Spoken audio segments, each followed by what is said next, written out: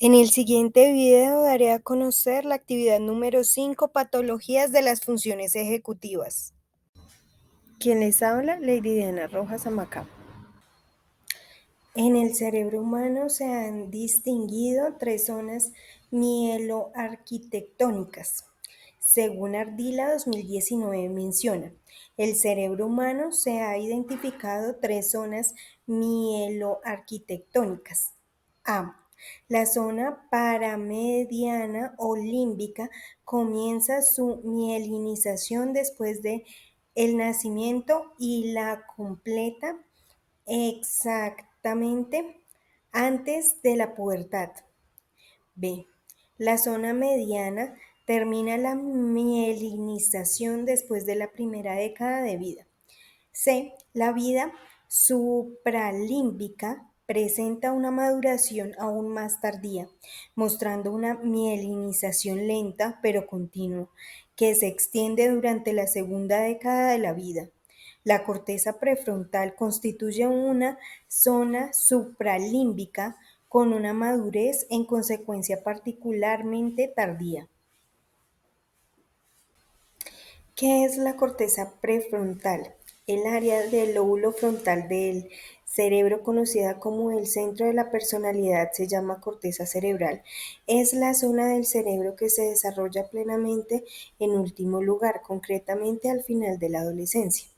La corteza prefrontal está involucrada en muchos procesos cognitivos complejos o de orden superior, incluida la toma de decisiones, el razonamiento, la expresión de la personalidad y la cognición social, a través de sus numerosas conexiones con otras regiones de la corteza.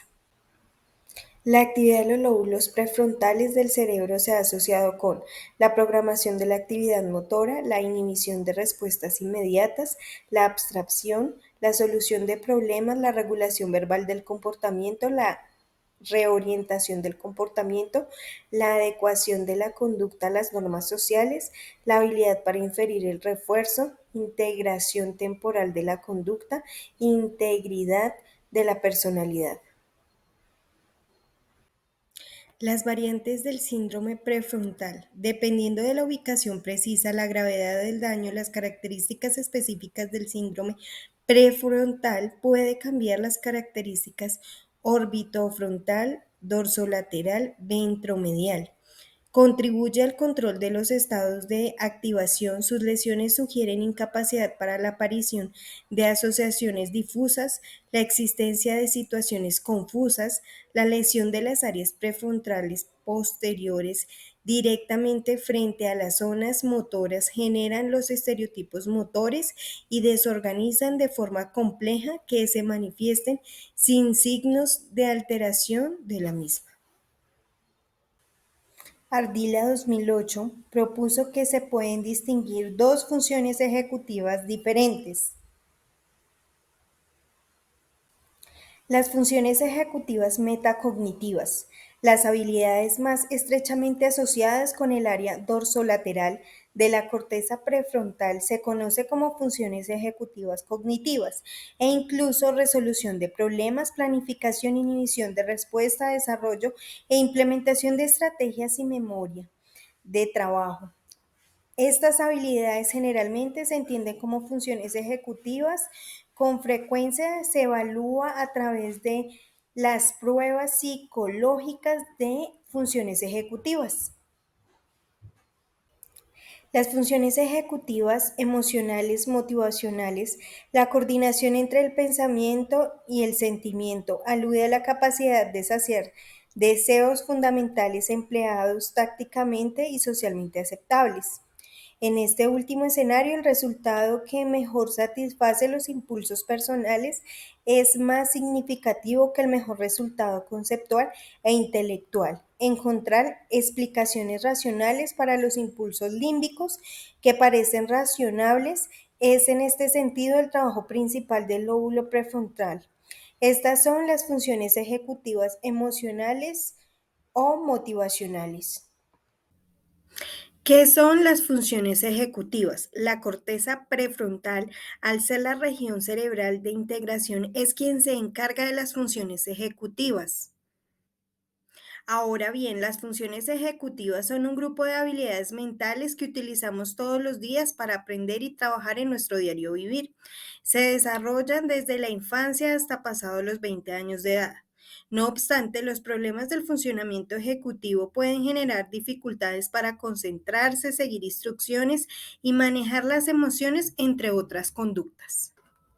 Patologías de las funciones ejecutivas. Hablaremos ahora de las patologías con afectaciones de las funciones ejecutivas, tanto en el neurodesarrollo de los niños y en los adultos. Las patologías de las funciones ejecutivas en la primera infancia se presentan trastornos por déficit de atención con o sin hiperactividad, trastorno del aprendizaje, síndrome de déficit de atención del control motor y de la percepción, síndrome de Asperger, trastorno autista, síndrome desintegrativo infantil, depresión infantil, trastorno obsesivo compulsivo infantil, trastorno de la conducta y trastorno explosivo intermitente. Las patologías de las funciones ejecutivas en los adultos: abusos de sustancias y farmacodependencia, psicopatía y trastorno violento de la conducta, esquizofrenia, depresión mayor, trastorno obsesivo compulsivo. La corteza orbitofrontal se ubica en la parte frontal del cerebro. Está justo encima de nuestras órbitas o cuencas oculares. Tiene a su vez conexiones directas con las áreas sensoriales, con las estructuras del sistema límbico relacionados con la emoción y la memoria. Las patologías de la corteza orbitofrontal. Es habitual que lesiones de la corteza orbitofrontal deriven en la aparición del síndrome desinhibitorio, alteraciones en el control de impulsos, lenguaje inapropiado como lo son las groserías, comentarios insensibles, sexualizados, ofensivos e irritantes. Emocionalidad alterada, agresividad, ansiedad, euforia, dolor, soledad, hipersexualidad, no aplazamiento de la gratificación. Conductas impulsivas, como lo son la falta de freno para detener conductas inapropiadas, exceso de conductas de riesgo, compulsiones, realizar rutinas sin poder parar, como lo son rezar, moverse, revisar, etcétera. Mantenimiento en una tarea, no sigue instrucciones, distracciones, cambios de tareas sin terminar, incapacidad para resolver tareas de vigilancia. La corteza dorsolateral se ubica en la región frontal de la corteza cerebral. Es la ubicación de la corteza prefrontal dorsolateral anterior. Reside en las regiones más rostrales de las circunvoluciones frontales superiores y media. Las patologías de la corteza dorsolateral.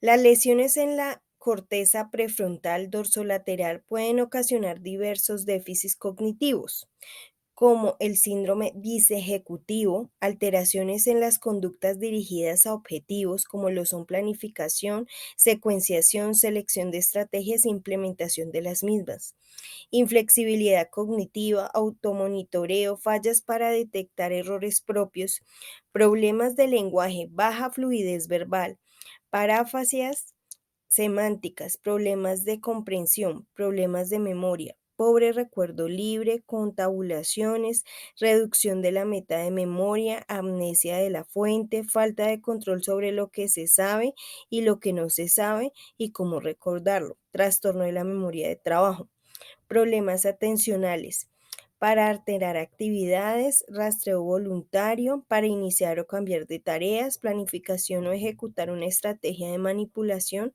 acerca del foco atencional, problemas perceptuales, control ocular, interpretación de escenas, problemas del control motor.